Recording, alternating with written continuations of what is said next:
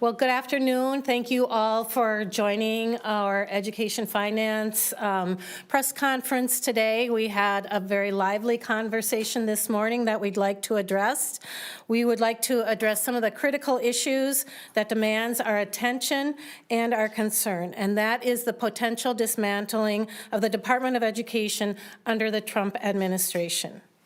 While this topic might seem very political, it strikes the very heart of our society, impacting the future of over 870,000 students enrolled pre-kindergarten through 12th grade, and that's over 2,000 schools, 325 school districts. So it is not a partisan issue.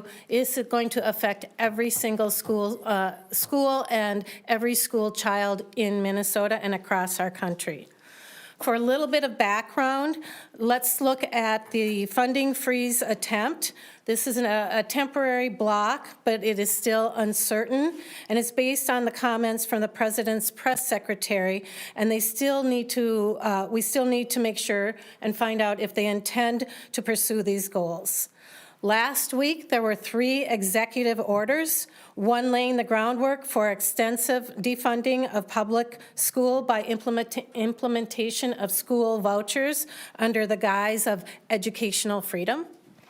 Last week, another attempt to defund schools was based on Trump's administration's radical ideology promoting authoritarian censorship of curriculum and whitewashing the history of the United States under the guise of patriotism. And soon to come is the dismantling of the Federal Department of Education.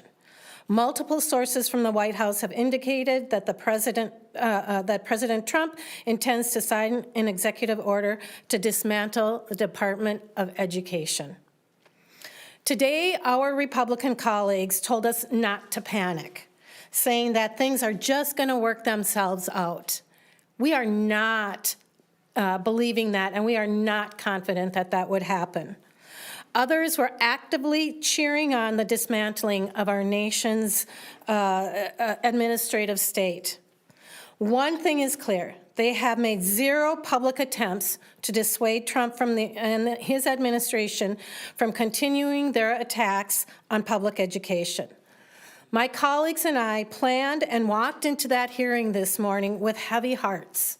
All of us are invested in the education of our students, the protection of our teachers and their rights, and the democracy that we live in.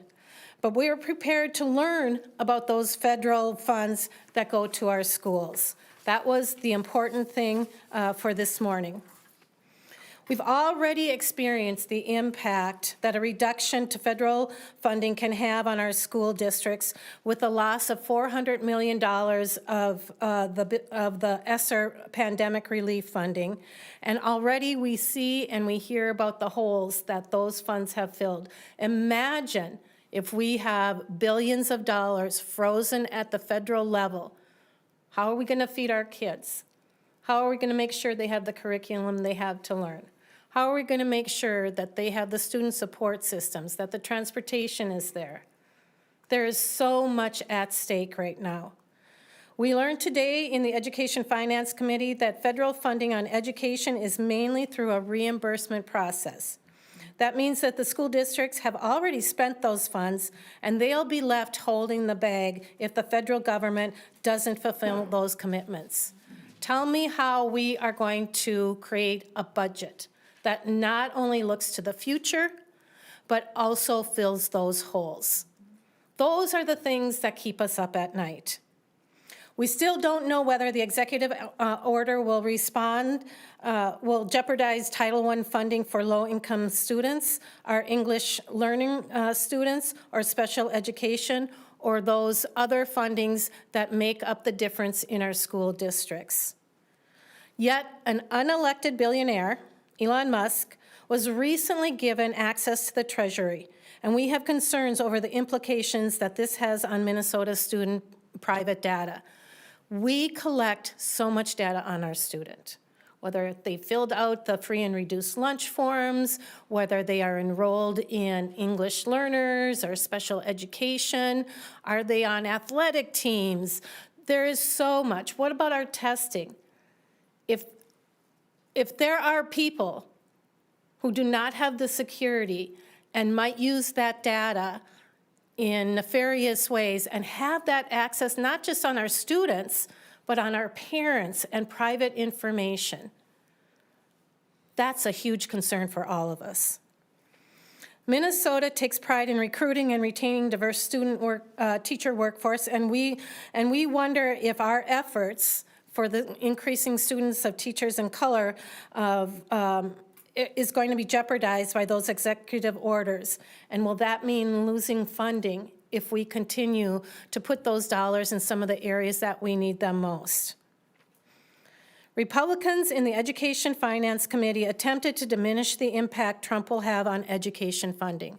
That is 100% true today. Even saying that they are excited about the destabilization in public education. Can you even imagine that? But they are going to be singing a very different tune, and I'm sure that once they realize the effect that it has on school children across Minnesota, on their own children, on the constituents that they promised and pledged and swore to protect and look out for their best interests, what will they do then? There's no going back. And so the hearing that we had this morning, for me, was incredibly informational, and I hope that our Republicans and the rest of the people that were listening and learning along with us recognize what kind of a historic destruction road we are on, and we're here to make sure that we minimize as much of it that we can. So thank you for being here, and next I would like to invite my Vice Chair, Senator Gustafson, up for a few words. Thank you. Today it was clear that even Republicans are uncomfortable with the chaos that Donald Trump is creating.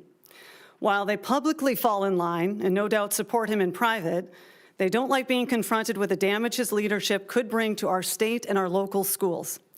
The last 2.5 weeks have been nothing short of chaos. And while Republicans love to remind us that we don't know what's going to happen, the truth is that's exactly the problem. We don't know what's going to happen because they don't know what they're doing.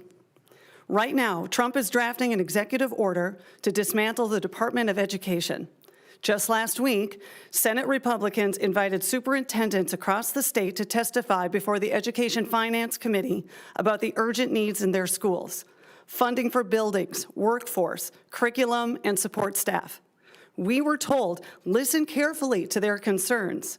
And yet today, these same Republicans defended a president who is threatening to eliminate 10% of our education funding. That's $1 billion, including critical support for special education, students with disabilities, and school meal programs. What else is potentially on the chopping block? Programs like Math Corps and Reading Corps, which directly address student achievement and help put teachers in the classrooms, things our Senate Republican colleagues say are important to them. And beyond that, the National School Lunch Program, which supports Minnesota's school meal program. At a time when families are already struggling with rising grocery prices, Republicans are backing policies that could cost the average Minnesota family almost $2,000 a year. Since Trump took office, it's been nothing but chaos. And that chaos doesn't just stay in Washington, D.C. We are feeling it here, and it impacts every Minnesotan, every community, every school district. Aid is frozen, and then it's not. Tariffs are imposed, and then they're lifted. No one knows what's coming next. Schools can't plan for a future when unstable leaders treat critical funding like it's a bargaining chip. Minnesotans should know that we are doing everything in our power to protect and fund our schools. But with the Republican-controlled Congress, Senate, White House, and Supreme Court holding all the power, our ability to act is limited. But it is not zero. That's why we need you. Contact your local Republican representatives and demand that they stand with us to support our students, our schools, and the future of Minnesota. This isn't about partisanship. It's about stability, opportunity, and the well-being of our children, all of our children. Let's fight for them together. Please welcome our newest colleague, Senator Clark.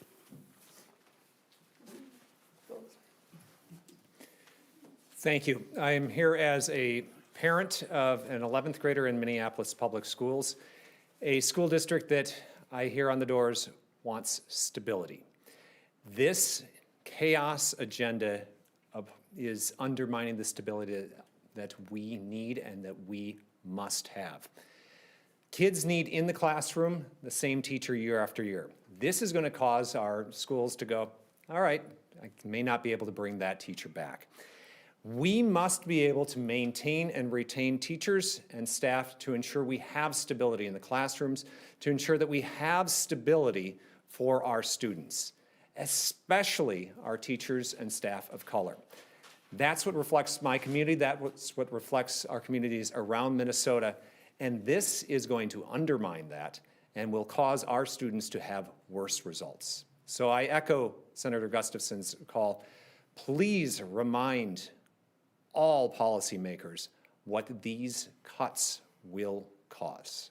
Thank you. And now, Senator Swedzinski. Thanks for being here. One of our colleagues this morning said we're panicking, and we're not panicking, we're being proactive.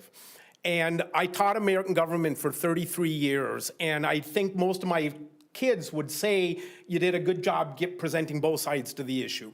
And you presented both sides. In fact, when I used to have my students read the excerpts from the People's History of the United States, I'd also have them read the Patriots' History of the United States to have that perfect balance. I'm not sure if I could teach this to my students right now. I'm not sure I could convey to them, well, here's what I think the Trump administration is really up to. And I think this is what they're thinking. I would struggle doing that, and I don't think there was another issue in my 33 years that I could look my students in the eye and say, I can present both sides to this issue. I'm struggling with this. And I struggle with the fact that I got up this morning and I thought there'd be something on the front page of the paper. Again, thank you for being here today. And I found what I was looking for on page, way buried in the paper here. And what the little article says is we are diminishing the Department of Education in order to defund the Department of Education in a month. And why that wouldn't garner more headlines is dumbfounding to me, because we're talking about 1 million Minnesotans. If you add up the number of students, the number of cooks, the number of bus drivers, the number of administrators, the number of educators, and you add them all up, you're talking about almost 1 out of 6 Minnesotans are affected by this. And for it to be buried in the paper is disheartening. And I hope all of you elevate this to where it needs to be, so that all the people out there that are going to be impacted by everything that you're hearing my colleagues say can be better informed in order to make better decisions. And again, thank you all for covering this. Oh! It's all good. Sorry. It's okay. Aaron May Quaid, Senator, is going to follow me. And, and don't forget, Thomas Paine in 1776, when he was looking at what was happening in America, he told us, these are the times that try men's souls. And, powerful words from over 200 or 250 years ago would do the math. And, but a nice reminder of what we're going through today. These are the times that try men's souls. Sorry. Thank you. Well, good afternoon, everybody. I'm Senator Erin May Quaid. I'm the Vice Chair of the Education Policy Committee. And I think people keep waiting for a thing to happen to say that the Department of Education, that our federal government has stopped giving money to Americans, that we are under siege, and that thing has already happened. We are on page 226 of Project 2025.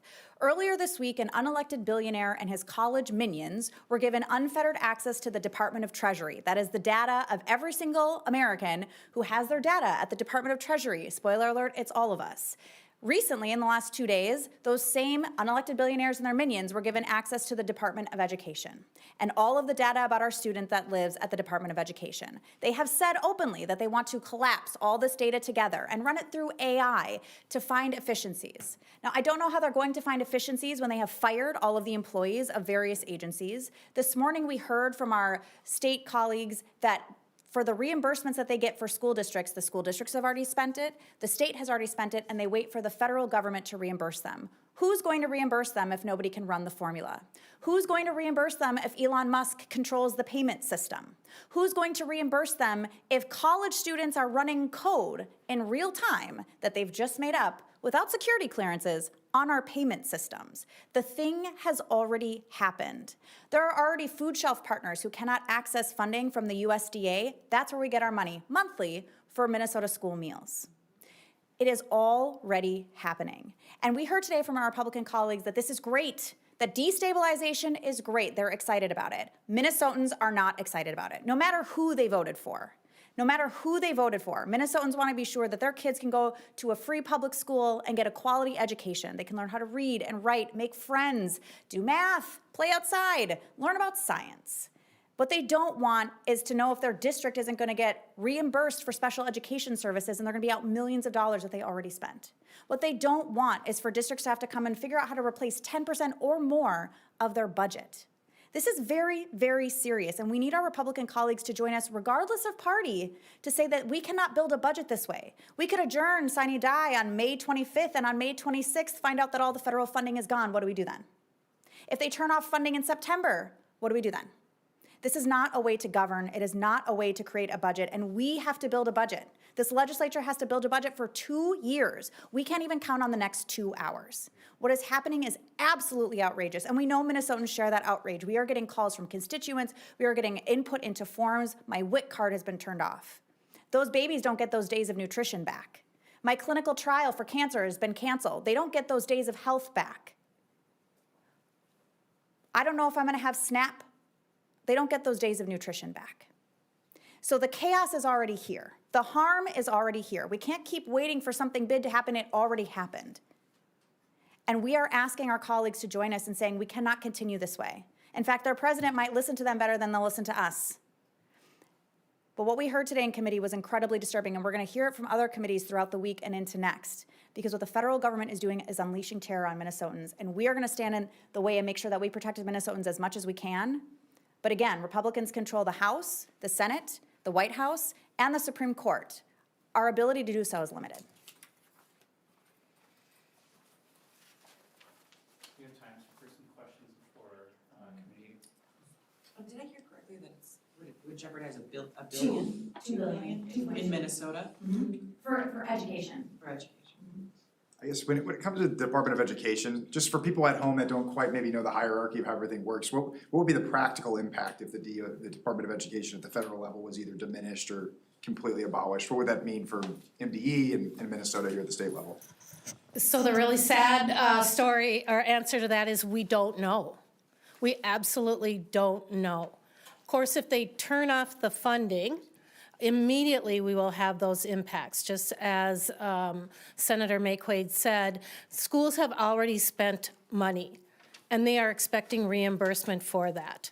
That's money that they are already out of pocket for.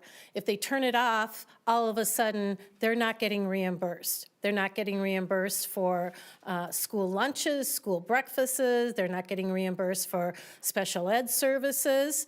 And so when we look at how to plan for the future, and the future is tomorrow, and the future is next week, it's impossible for us to plan for the next 2 years as well. And so I believe this is part of their strategy, is to confuse and, as we've said, destabilize. The problem is we don't know, so we don't know how to plan. I just have a clarifying question about that 10% that the Minnesota Department of Education showed you today that's federally funded. You just said $2 billion, but I believe I heard in the presentation that it was $1.4 billion. So yes, if you look at that pie, 1.4 billion, but there are other grants, there are other funding streams that our schools have access to. And at the end of the day, those dollars are growing, and that's how we come at that higher rate of 2.2 billion? Yep. Last week, I think it was President Trump himself said that they had already canceled a bunch of contracts, a lot of things related to foreign aid, DEI. Are you aware of anything in Minnesota specifically related to education that's already been canceled or funding that's already been taken away? I do not know of anything absolutely specific, but we sort of expect that anything that is connected to diversity, anything that's around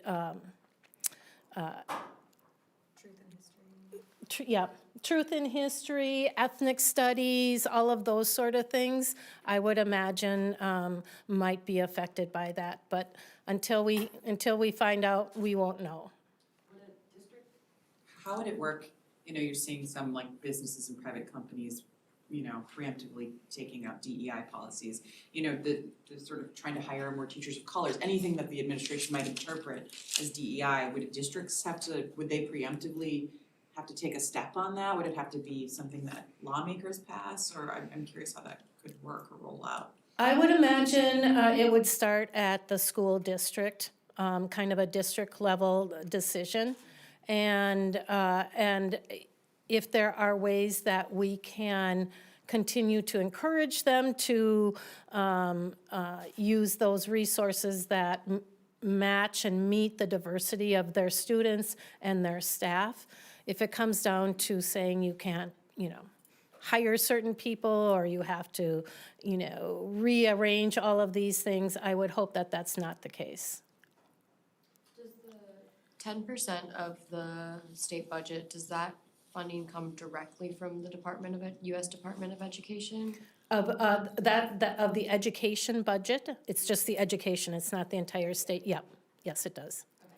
Yeah, and you might say, well, as one of our members said, well, it's only 10%. I mean, the state does the other 90%. But how do you say that's not a big deal when it's billions of dollars, when it's the money that goes right directly to our schools? That was, I feel, a really, disingenuous comment. One more? Yep. And Senator Elise Mann. Just to add to that question, how is anybody supposed to do that? How are we going to tell Black kids that we're not going to hire teachers that look like you anymore? How are we going to tell our Indigenous kids, we're not going to talk about your history anymore, we're just going to talk about these kids' histories because your history doesn't count? How are we going to traumatize an entire generation of children in Minnesota so that we can uphold this anti-DEI ridiculousness coming out of the federal government? We're going to traumatize children, we're going to dehumanize children all over the country because of this.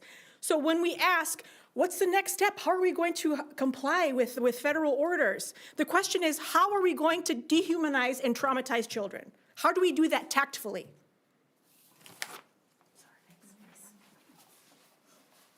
Thanks, Go ahead. This is not, probably you don't enjoy this question, but do you have any response to those conversations from Republican colleagues this morning in terms of we should be focusing on the mandates that were passed by the DFL in the past 2 years? Do you have anything you want to respond to that? Yeah, only because I was the chief author of the READ Act. Republicans would love to pretend that what is happening at the federal government isn't happening, but it is. And every single American, every single Minnesotan is experiencing this terror right now. We have some conversations in the state of Minnesota, and they started in 2010 when Governor Dayton ran on an explicit promise to raise taxes on the wealthiest to pay back our schools. And in a time when people were trending right, we elected him to do that. Minnesotans value our quality public education. And so if we want to have detailed conversations about what's the best way to construct a cell phone policy, we work with districts to do that. The thing we're not working with districts on in the state of Minnesota is how can you cut 10% of your budget because the federal government can't function anymore because an unelected billionaire and his college minions hostily took over the Treasury Department. That's not a conversation we're prepared to have with districts. And so they want to focus on mandates because they don't realize that all laws are mandates, and they're not interested in public schools existing. They're interested in siphoning off public money to go to private religious schools so they can defund schools for kids of color. That is what they're genuinely interested in. And so it's a disingenuous argument that they make to undermine public schools, people who send their kids to public schools, and the students who attend those schools. If I could answer your question too, just on a budget basis. Last week, I believe Republicans held a press conference in this same room, and they talked about teacher shortages and how they needed more money for things like just school infrastructure.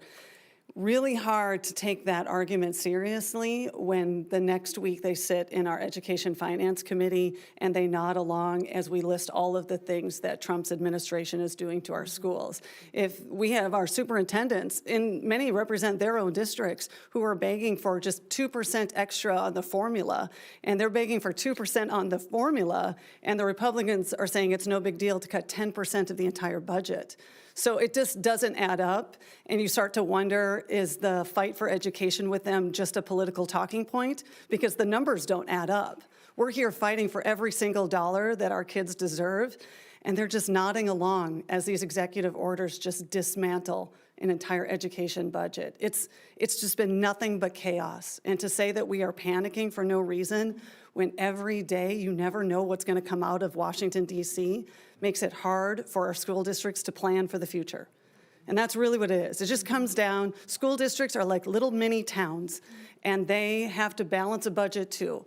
And it's really hard to do that when you can't count on where the funding is coming from. So that's what we're asking for. We're asking them to join us in the fight so we can provide some stability to our school districts in all parts of Minnesota. Thanks, folks. Thank you.